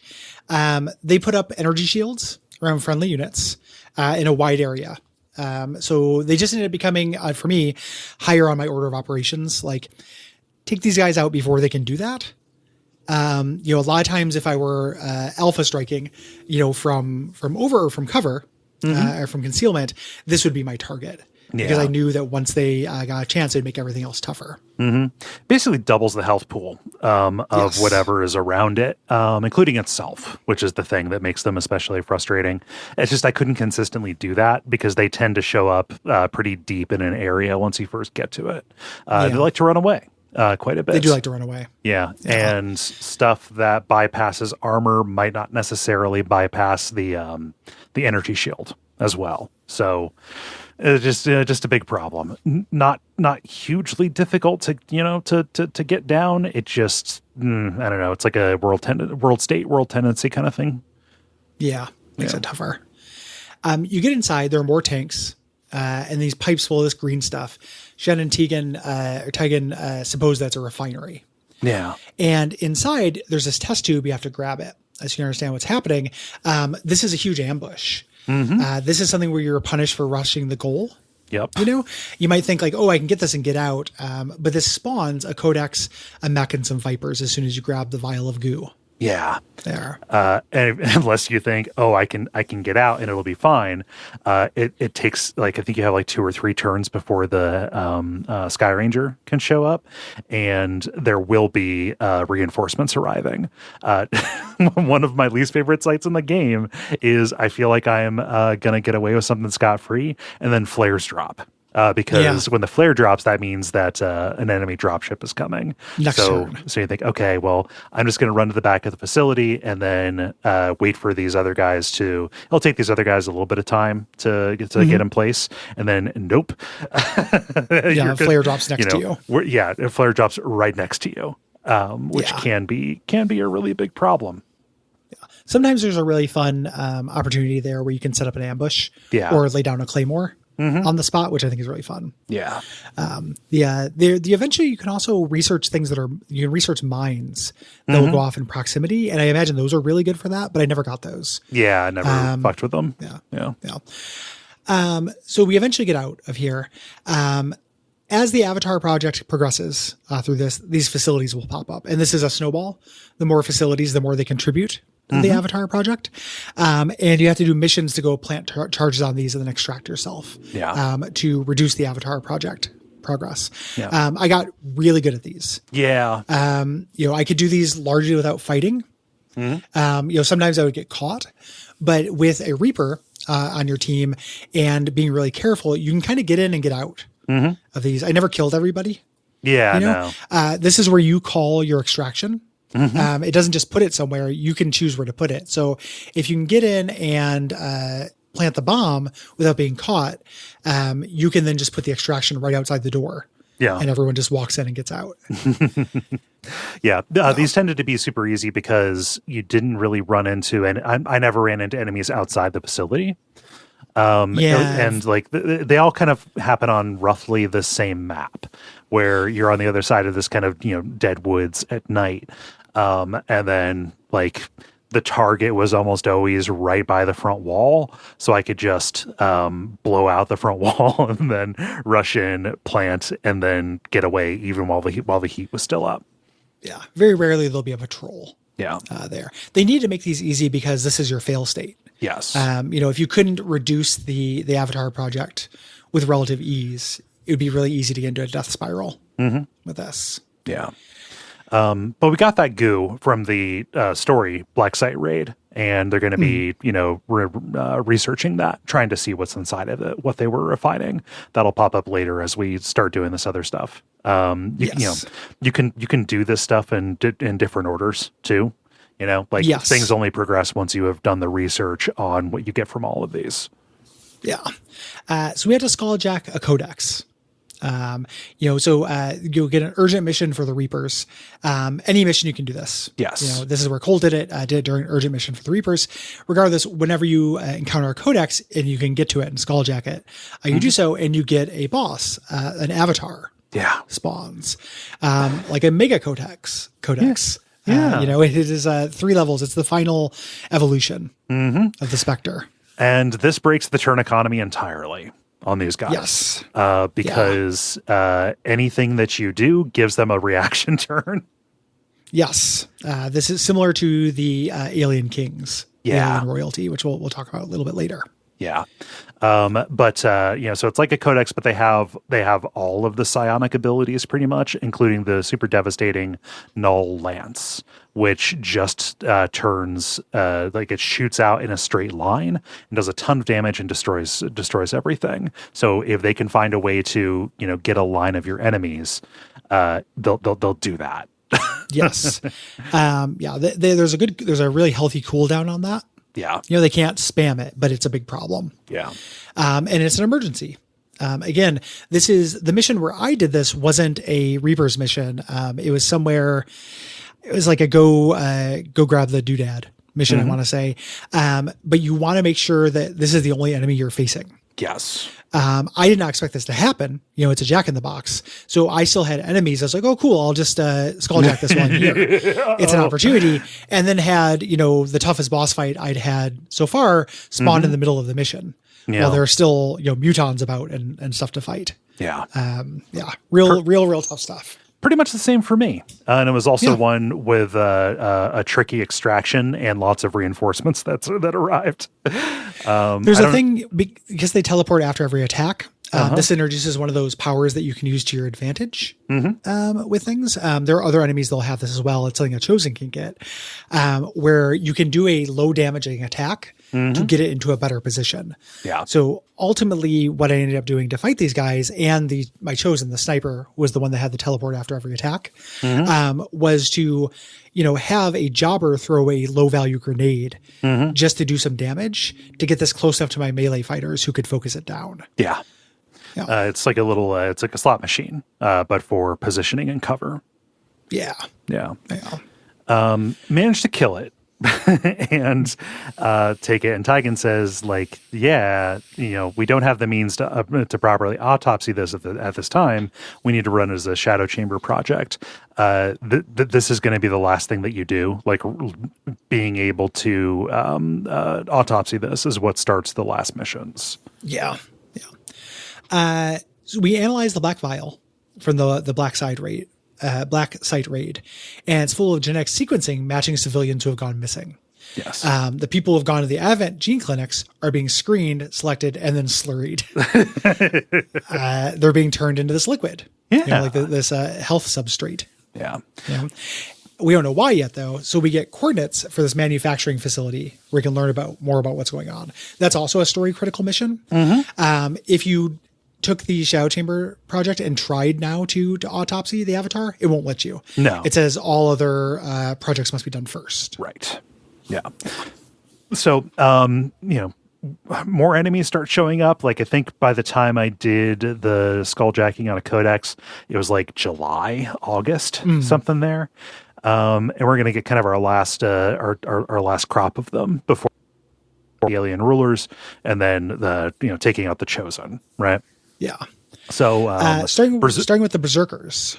Yeah, these guys are back. Met these guys on a resistance retaliation. So just having them run up and just completely house like a couple of civilians in a turn was pretty rough. Yeah, these are big lumbering hulks of muscle that are covered in skeletal plating. Yes. If you damage it, it goes into a berserker mode. So it can then, it powers up its melee attack. It can stun, disorient, and knock unconscious, but it also makes them do friendly fire. Yep. Through that. So if you can do this from a distance, this is actually a huge boon. It will attack whoever's closest. Yeah. To this. These enemies have the shortest window that they're around. When they start showing up, they're around for, I think, a month. Maybe 2 months, but then they disappear. And I think that's because they would break encounters later if you use them to your advantage. Just by setting them off as little boy bombs. Yeah. They're there. So they're a huge pain in the ass, but they are brief candles. What is actually an escalation that will show up forever is the Andromedon. Andromedon, yeah, Andromedon. There we go. Which is not a word. I wanted to like look for this and see. The only if you do a search for just Andromedon, it is this, and that is a side character in The Unbreakable Kimmy Schmidt, Titus Andromedon. Yeah. Oh, there we go. Yeah. So, these guys fucking suck. Yep. Big Daddy's These guys back. are really hard. Yeah. Really cool. They're these big hazard suits full of acid. Very heavily armored. They walk right through terrain. They just smash it. And they have a beam cannon or this big AoE acid bomb. Yeah. Acid is another damage over time effect that is more severe than poison, and you cannot put it out. Right. Huge deal. And then when you kill it, the suit ruptures and becomes a mechanical unit. It's not as good. All it can do is run around and punch. Yeah. It's another high damage, low accuracy punch, but it leaves an acid trail. Yep. So they end up accidentally doing area denial. But you can hack it and then have it run around on the enemy territory, making it so they can't move without getting a damage over time. Yep, and punching them, which is really cool. The fact that they cannot be hacked at first, like they can be mind controlled and then they can be hacked, I think that's really cool. Yeah. It's a really clever enemy, but they are emergencies. Yes. It's a two-phase boss fight is what it is. Yeah. Especially when they first show up. Then you get these fuckers. You get the Archons, kind of the elaboration on the flying disc enemies from the first. They've been modified to look like angels. They're like religious figures. Yeah. They will rush up and hit you with their staff. If they get hit, they enter a battle frenzy, which is different than a rage or berserk. They won't attack their allies. They just do more damage. And then they have their signature ability, which they fly up in the air and do an attack called Blazing Pinions. Anime ass name. It's super anime. Even just doing it is very anime. And they mark tiles the allies are standing on, and these will explode after a hit. So it basically makes your entire crew have to move on their turn. First, we'll talk about the Lord version of these that breaks the game later. I'm so happy I never ran into that. Yeah, it fucking sucked. Yeah. Chrysalids are back, but they are nowhere near as prevalent as they were in the first game. Where they're kind of rare. Yeah, after you do that mission with the big infected tanker, then they show up like everywhere. These guys, they're mostly just added on. Like, there's no mission that's really based around them. Is the thing. No. There's like xenomorph kind of guys that when they spawn, they're gonna like burrow into the ground and will do ambushes. Yep.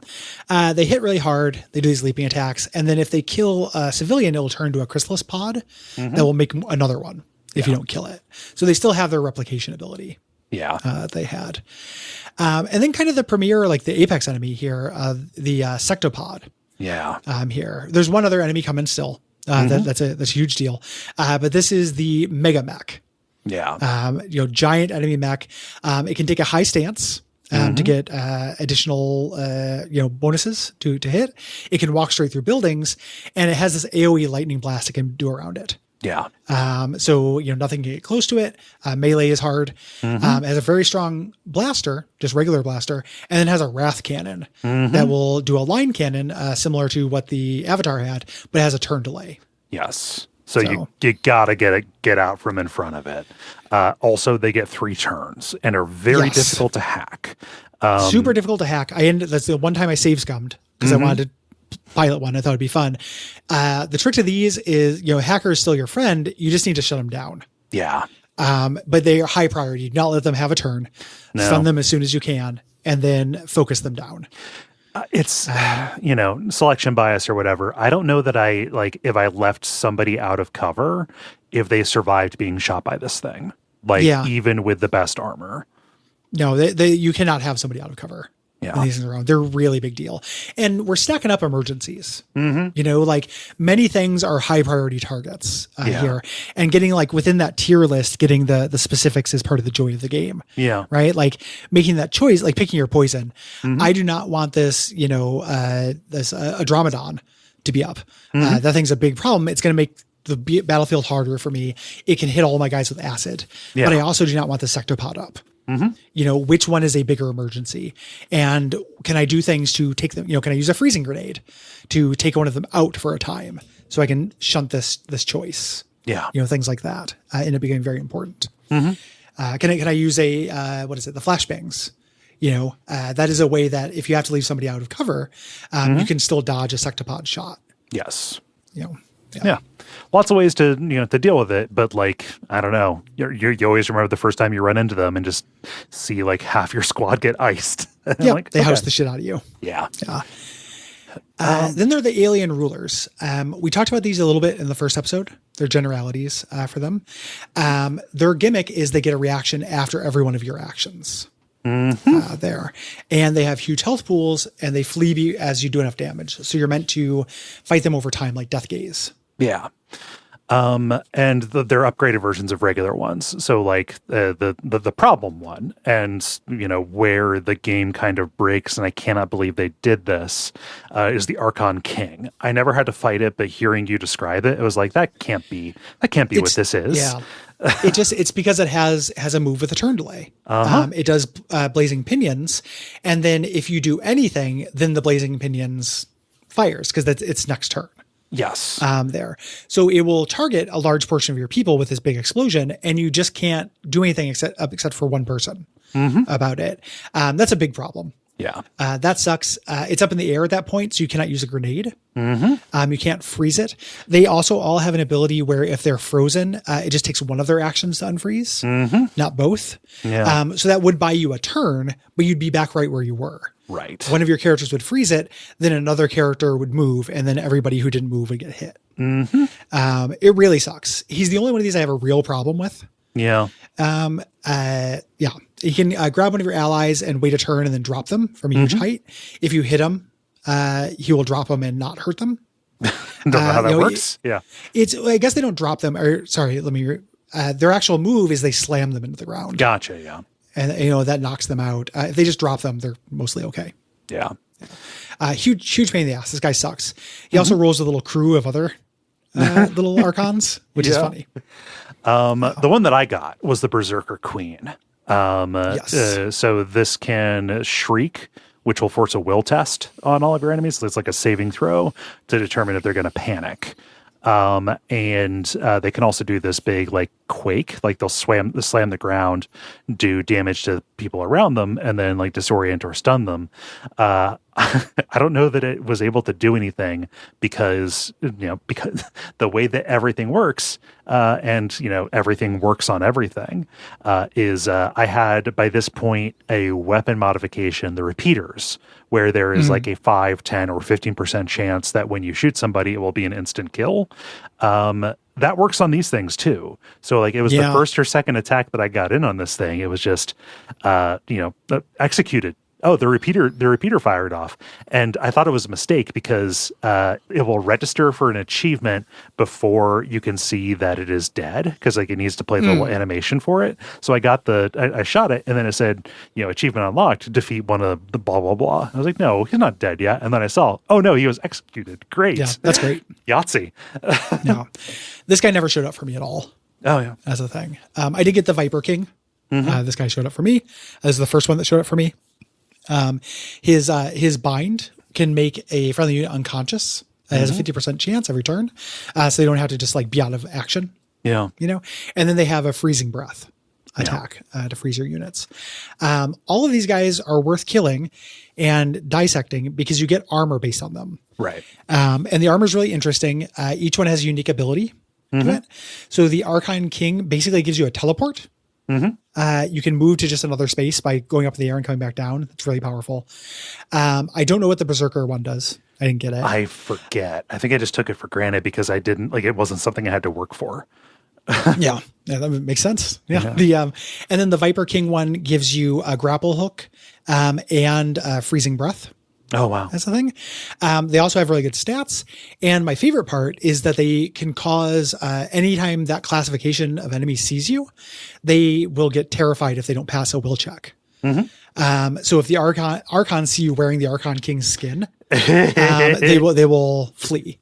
Oh, that's great. It's really good. Yeah. And it's only really powerful with the Archons. Berserkers stop showing up. Vipers stop showing up. But Archons stay until the end of the game. Yes. So wearing the Archon King armor, just having somebody in your squad use it is really, really useful for having this passive debuff on a whole class of enemies. Yeah. So the Berserker Queen will give you the Rage armor, which is similar to the exosuit that you can build. And what is it? I'm not going to read this. It just all of these, like all of the abilities that they give you mimic something from the ruler that you kill to get it. Yeah, that makes sense. And as we mentioned last episode, there are missions to go to these people's bases. They're not compatible with War of the Chosen. No. Yeah. Let's talk about killing those Chosen, because like the whole middle of the game for me, I didn't want to advance things until I dealt with them, because even though you quickly learn how to, take them out, it was a real nuisance to have them just freely floating. And if you don't, they're added to the end boss fight. Yeah. So you want to take these guys out. So the way that you do this is you have these resistance ops that you do that are escalating in difficulty and risk to reveal the location of the assassin's base. Yes. And these are tough. Even on their own, they're resistance ops. You're not doing them, but they have big consequences, including getting ambushed. If you get ambushed, you get caught doing it, and you have to just extract that team, and that mission doesn't count. Yeah, and by that team, it might be 2 people. Yes, so on these missions, if there's a chance of ambush, you want to send in an equipped team. You don't want to just send a couple of jobbers, and you anything you can buy with intel or resources to lower risk, you want to spend. Yes. On these. Yeah. The first stage of any of the bases after you find them is pretty similar. You're in like this lab environment, room made up of, the facility made up of a bunch of rooms, kind of in a grid. What you're doing is you are searching for the ascension pad, and, dealing with enemies that happen to be on the way. And you want to hope that you luck out and find one quickly because you want to arrive at the Chosen's lair fresh, right? I found I think these are the same layout each time.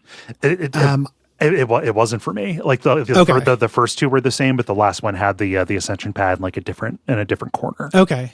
Yeah.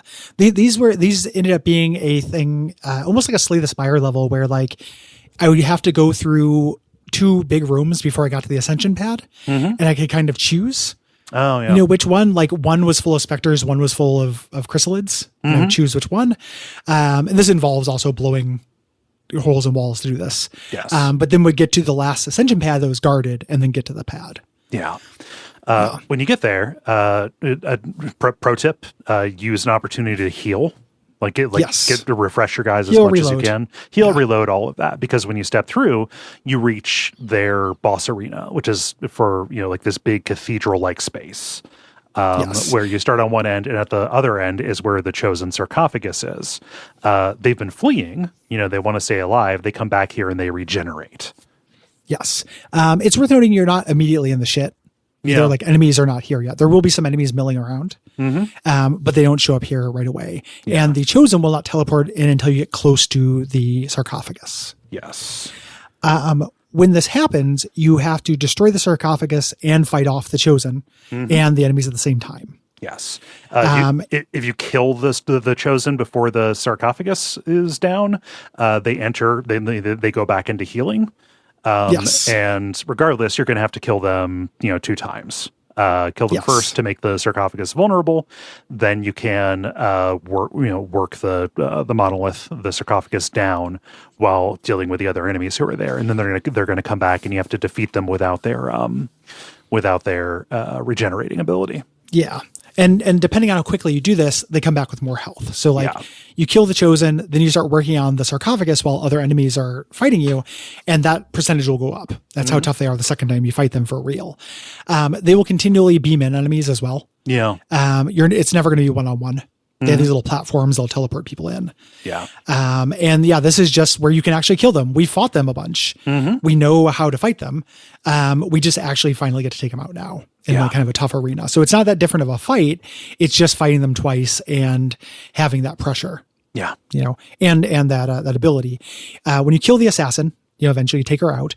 You fought well, XCOM. May you reclaim this world for your own, and then commit seppuku because these guys fucking suck and they're so lame. But it's worth doing because you get incredible rewards for these. Oh God, yeah. Yeah. So with her, you get an outfit for your what are they called? Your Rangers. Yes. You get the assassin shotgun and her sword. The sword never misses, bypasses 5 armor. The shotgun is effective at very long range. And the kind of understated upside of these is they're kitted out. Yeah. Every possible upgrade slot is filled with a really good upgrade. Yeah. Automatically. Game-breaking weapon. This will turn your ranger into an absolute force of nature. Yeah. Um, which makes it very, notable that she is the first one probably that you're going to get. Like, you may expand to the point where you're going to run into another one's territory and bring them onto the map. But like, I don't know. I think I only ever dealt with the assassin and the warlock at the same time. Never got all three. And the hunter was not until I went to America. Yeah, for me. Yeah. Yeah. But yeah, I just, if I had a ranger out, I always wanted to make sure I had a ranger out, but I always wanted to make sure that they were equipped with this. Yeah. Same. Yeah. You defeat your first chosen and you get a cutscene of the alien elder, punishing the other two chosen for feeling arrogance and satisfaction. One of their competitors is down. Oh, your humanity is showing through. Yeah. I don't have any energy for that. When the one I have the least energy for is the warlock, who I was dealing with for quite a bit of mine. He shows up once you start extending into like Western Europe for me. And he's kind of a priest character. Talking about punishment and judgment. He plays keep away. He stays away from your units. And he summons. He's a summoner. Summons these spectral zombies. They rush your allies, wait a turn, and explode. Yeah. Not that big a deal. Nope. Can summon spectral stun lancers across the map. That sucks because they're real close. And then can teleport allies to him and mind control you. Yes. There. That's the problem with this guy. Because he plays keep away and he spawns on the other side of the map, he won't be able to mind control you for a while. He's the one that when he showed up in a mission, I could ignore him basically until I got close to him. Yeah. The other two I had to take out right away because they would actually impact me. This guy would just throw a couple zombies at me every once in a while. Yeah. And it's just, well, I'm just going to keep doing my mission. I can handle that until I get close enough to you where you can mind control me. Then you got to go. Yeah. Unless he decides to do the, teleporting you to him and then suddenly, you have one of your units possibly across the map. Maybe being surrounded, maybe being mind controlled. It's a bit of a gamble. He was not an emergency for me either. Yeah. He just talks so goddamn much. Yeah. I fucking hate him. I want to shut his mouth. Yeah. Very much, which you get to. The quest is very similar. Getting into, fighting a mixed grill of enemies, going to the ascension pad, fighting him, shutting down his sarcophagus. Yeah. Once you take him out. Each of them has a different arena shape that is kind of catered to their abilities, right? So you defeat him and, he talks about, oh, I see them coming for me. And then his body turns to stone. I don't know what's going on there. That's psionics. That's psionics when you turn into stone. Tie-in comic bullshit or something. Yeah. But you get the disruptor rifle. This very, very strong assault rifle, has all the built-in upgrades and lands guaranteed hits on psionic units. Which is roughly half of what you're fighting. Especially at the end. It's all of your high, we're going to run into the gateway, the gatekeeper thing. And it's like, this thing is awesome. For this thing melts gatekeepers. Again, absolutely top weapon. Yes. Yeah. Final one is the hunter. This is a sniper, voiced by Nolan North, weirdly. It's got a strong sniper rifle, pistol. He's generally going to stay away from you. Talks, he's kind of the most personable of the chosen, but he's talking about looking for a worthy foe, trope I don't care about. But yeah, he stays away, and his main thing is he will mark you at the end of his turn, he will always mark somebody for a tracking shot. And you have to get that person out of their line of sight during the next turn, or else they will take a hit that will likely kill them. Yes. Not that big of a deal. I found, this guy I don't find to be that much of a problem. I just had to move that guy. You compare this with the Archons, where you have to move everybody, or the gigantic psionic rift. Yeah. Where everybody has to get out of the way. Like, this was not that big of an inconvenience. No. He also has tranquilizer darts. Which will instantly knock somebody out. That's a real problem. You have to get to them before you can kidnap them. And concussion grenades. Yes. And he's slippery. This is the guy who had the teleport after every time he got hit. Oh, God. For me, which is a problem because he was trying to stay away. Yeah. He does have, all of these have randomly generated strengths or whatever. For me, I think it was that he could see every unit on the map. was the deal. So like, that combined very poorly with his long shot ability, because he would have line of sight, but he would know immediately where to get you. Like you would not need to get close to him in order for him to start tracking you. Pretty rough. Yeah, I like his arena the most of all the other ones because he gets a whole bunch of high spots, but you can use those as well to your advantage. Yeah, like it forms really logical bottlenecks for all the chaff enemies who are going to be spawning in. You beat him. He says he finally feels fear and then collapses. Good for him. You get a really, really good sniper rifle that allows you to move first and then shoot, which is a big sniper weakness. Yeah. And a pistol that ignores the first 5 points of armor, which is also incredible. Yeah. Yeah. And so all of the Chosen are down. They're not going to pop in, and there are going to be no more ambushes on the guerrilla ops. That's also a very good one. Fewer risks for running those. And any dark events that like power up the Chosen, bring them on. Yeah. Like, power up those corpses. Why not? You get a little thing at the end of every month where it gives you the status of the Chosen, and seeing all 3 of them pop up deceased is very satisfying. Yep. Although I did eventually just start skipping that though. I'm like, Me too. But at first it was nice though. And I was kind of worried because like, wait a minute, can they come back to life if I fuck up? Yeah. Are they back, baby? Brutal. So we have another story mission here to investigate an Advent forge. I found this mission really hard. Yeah. Personally, and really long. You're out in the woods. It's very heavily guarded. There are lots of chrysalids here just kind of roaming about. Yeah. And just lots of patrols there. So you get past them, you get inside, and you see that it's not civilians being kept here, in the big jars of goo. It's recently manufactured Advent troopers. Yes. I was actually thinking of the next one with the chrysalids. Yes. This one is also hard, though. Both these missions are hard. Yeah. You reach this central pod, and when you open it, it's a guy in a stasis suit, just like the one that XCOM rescued me in. Yeah. So you have to extract it. You've got to, use a unit to get him out of there. And Tygan says, okay, so this is probably the template for all of Advent's limitless troopers. That's why, like, they never seem to stop coming, no matter how many of them we kill.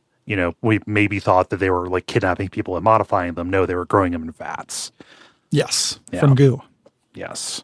And we can probably figure something out by, researching this guy. Doing this for me caused a world state change. Advent started sending out UFOs to hunt the Avenger. So randomly there will be a UFO on the map, and you want to make sure that you don't fly right into it.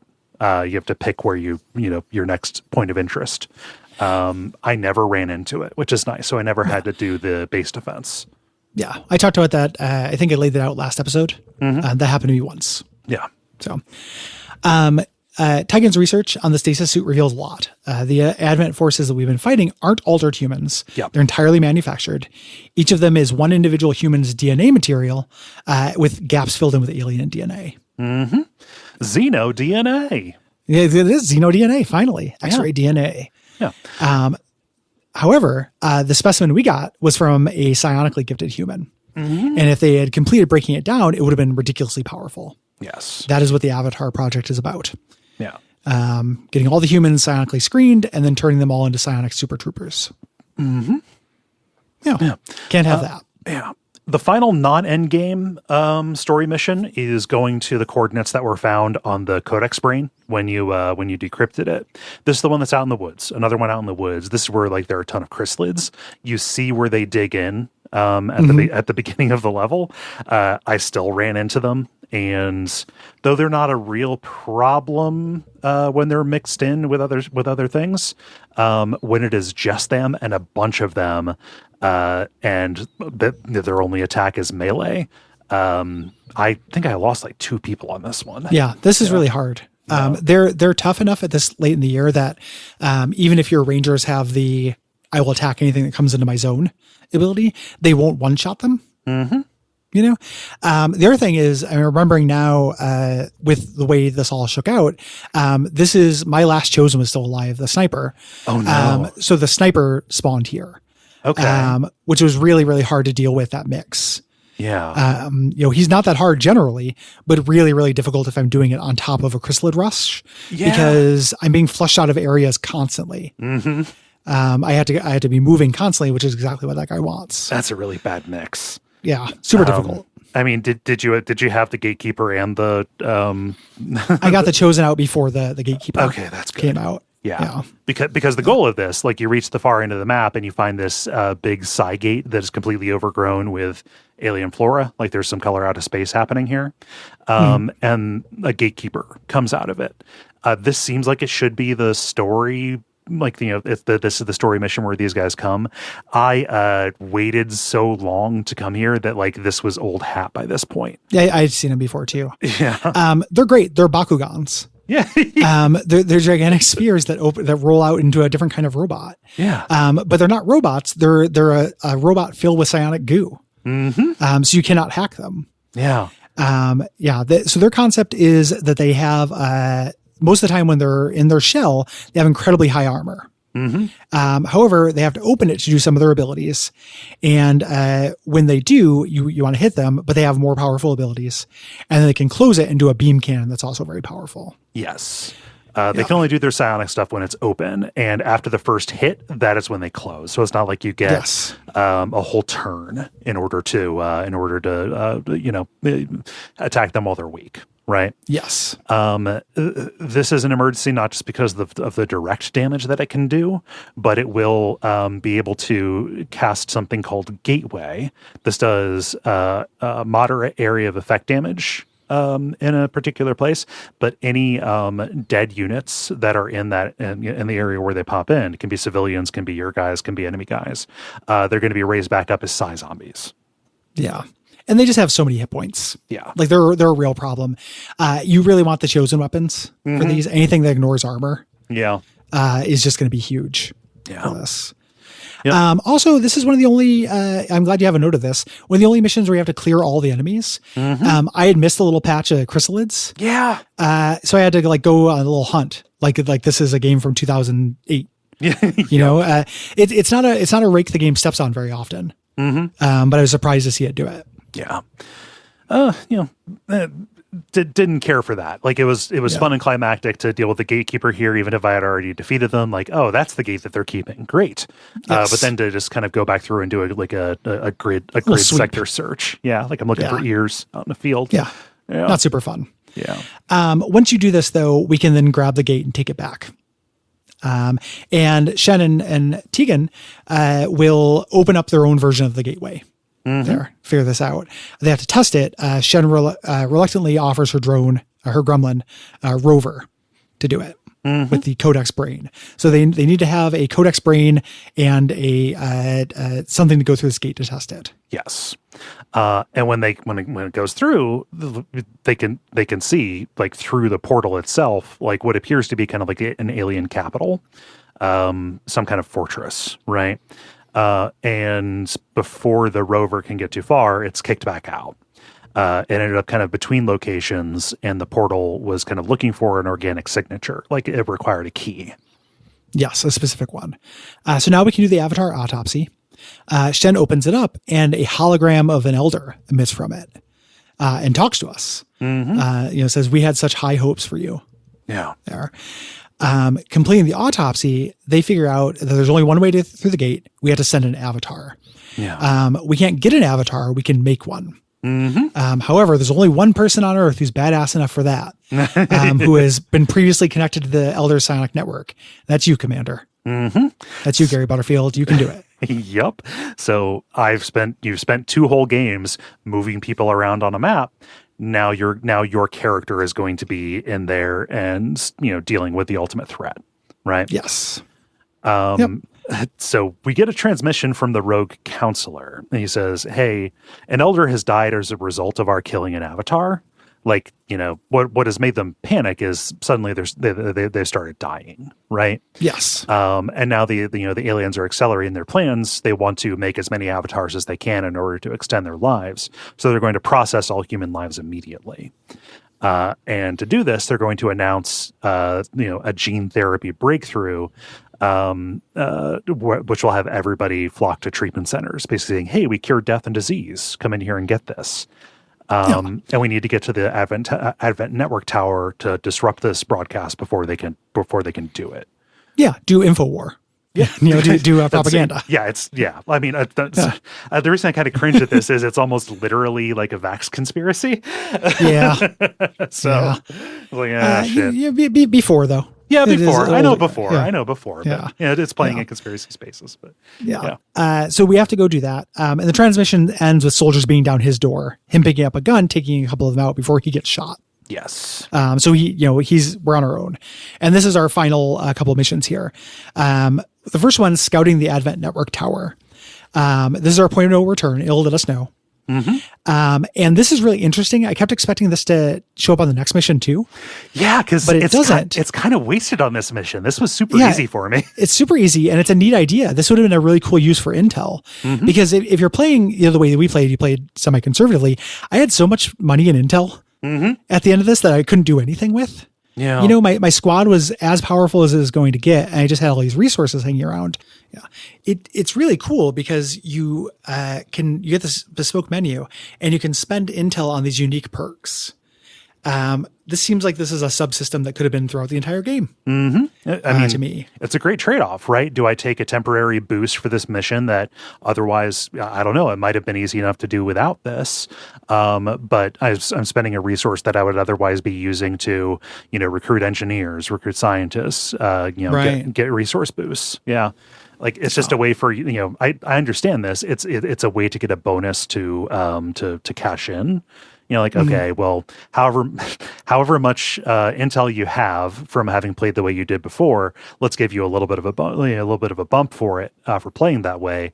But it's on a mission that doesn't require it. So you can give everybody the individual concealment. So one person being spotted doesn't make them doesn't blow the entire cover for the entire squad.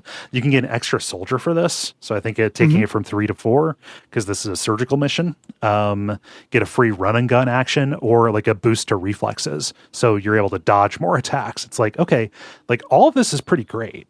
Yeah. I'll take the whole damn lot and then just steamroll this. Yes. So you start outside this upper antenna building. You have to close into the relay room. And there's just enemies we've seen. Just a couple of pods of enemies, one off to the side, one up ahead. There are a few of them surrounding the console that we have to hack. But that's really it. I take them out, and then we initiate this feedback cycle. So it shows B-roll of the speaker's announcement with him doing the announcement of this new gene therapy breakthrough. But we're changing the visuals, so it shows the horrible truth. Yeah. All of the human rights abuses, all the assaults across the world and stuff. Yes. Bodies and vats.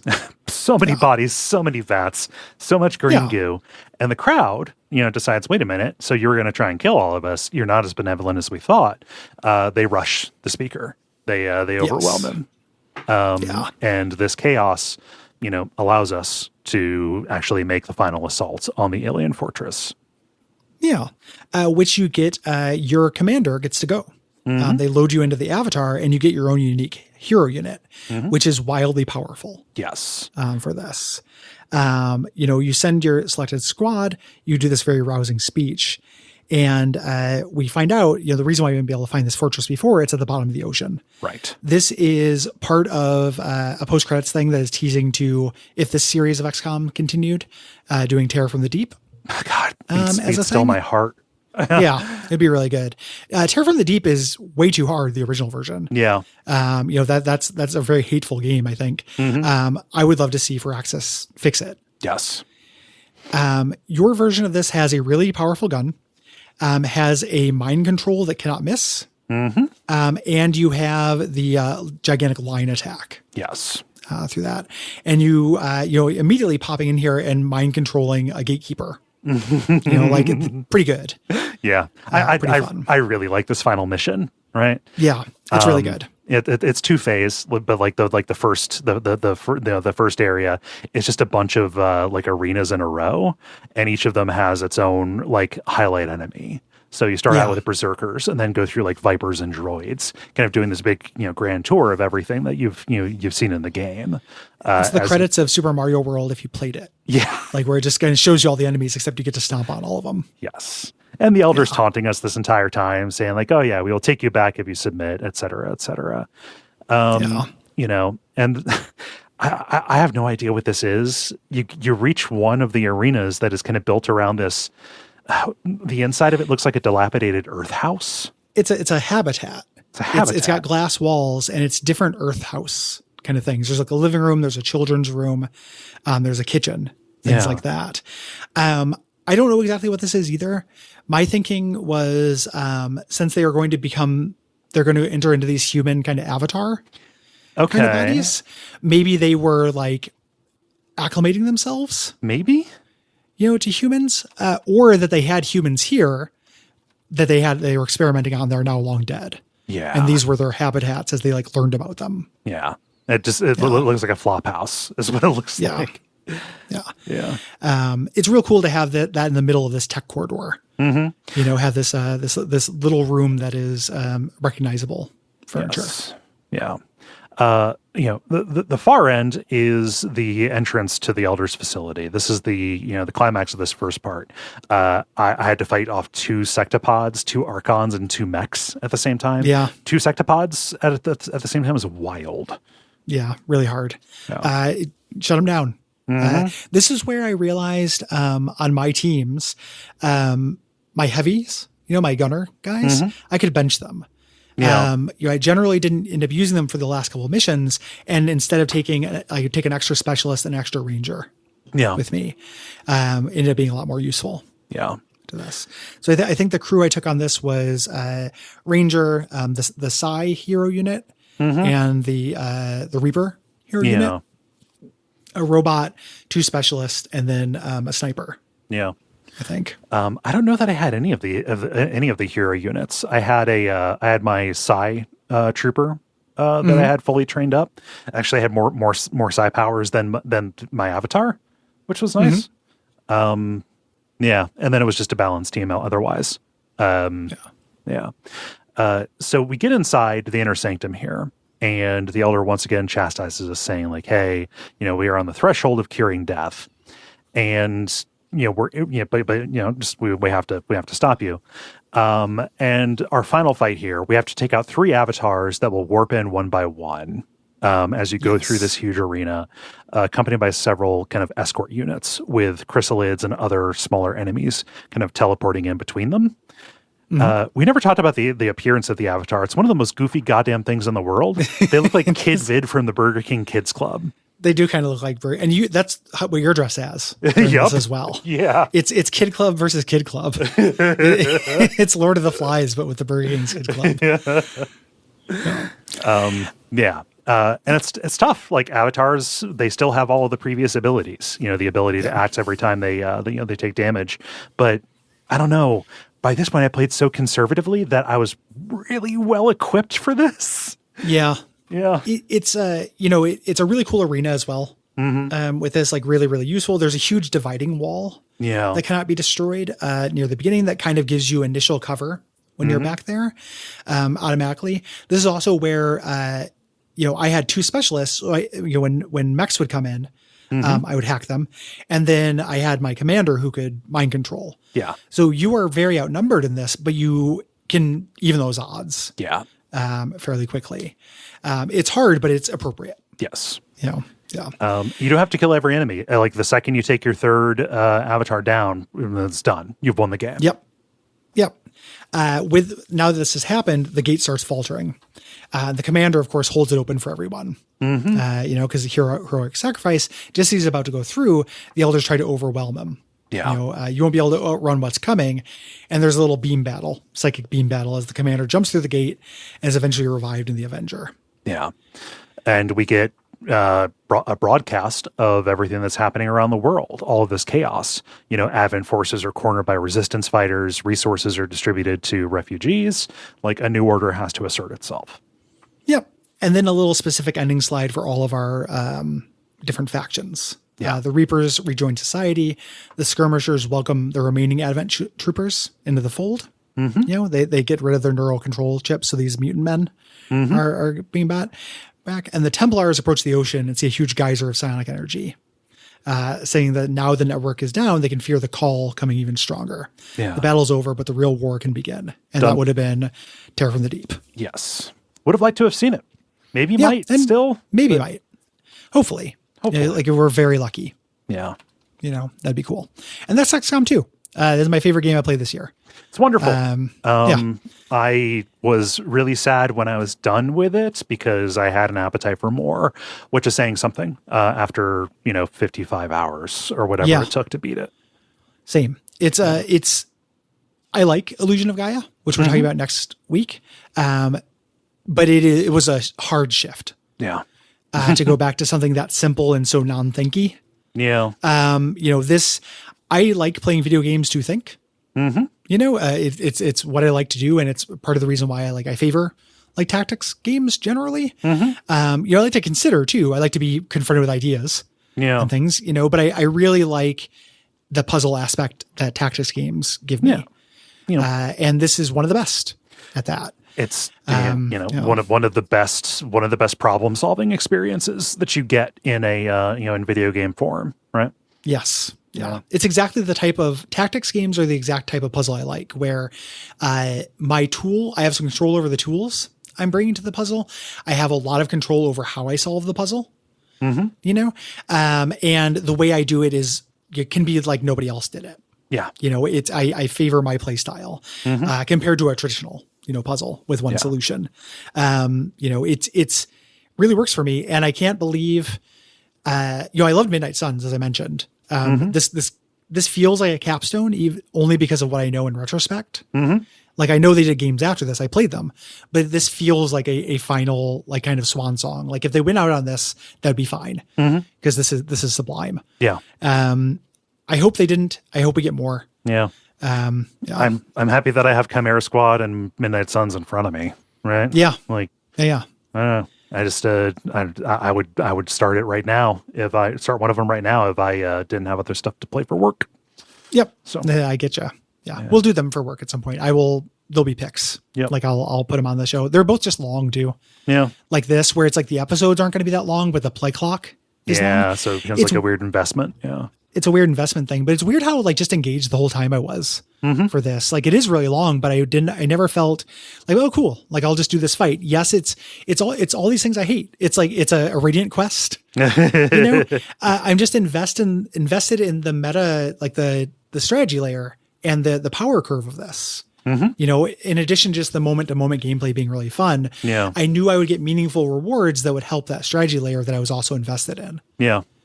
Yeah. Great stuff. Highest recommend. Yeah.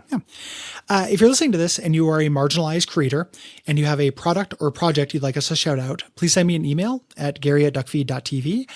Include your pronouns, pronunciation, a description, anything you might think that I need to know. We'd be happy to shout you out. Yeah. Do we have anybody this week? Not this week. Okay. So go ahead and write in with those if you have them. If you want to support the show, you can go to patreon.com/DuckFeed.tv. There you can kick us some money and get bonus content. That's how you get the full version of the premium shows, or the full version of the premium episodes, which next week is going to be. It's going to be Illusion of Gaia, which will be fun.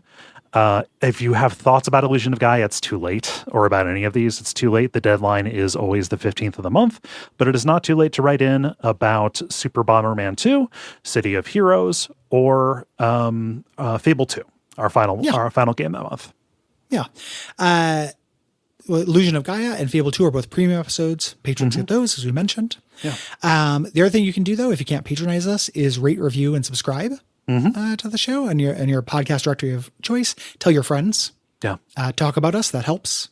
Everything. And big thanks to our producer, Gwen. Thank you, Gwen. Yeah. And I'm ready to be done recording. We've been recording a lot today. We have. I want to stop. So what can they do? What should they watch out for, Cole? Yeah. Until next time, watch out for Kid Vid.